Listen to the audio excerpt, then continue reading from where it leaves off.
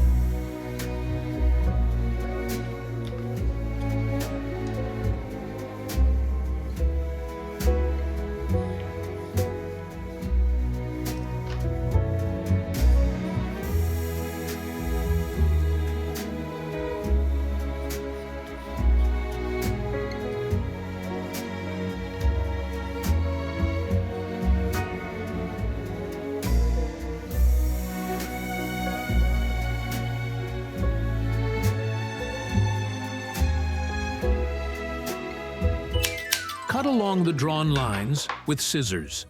If you find it difficult to cut out this snowflake, you will find a tip later in the video on how to make it easier. Unfold the paper, and you will have a wonderful snowflake. To make the snowflake flat, place it under a book or something heavy for a while. Tips for cutting a snowflake. To make cutting the winter decoration easier, unfold the paper and start cutting a layer of paper near the pattern. Then, return the template to its original position and cut out the remaining layers of paper.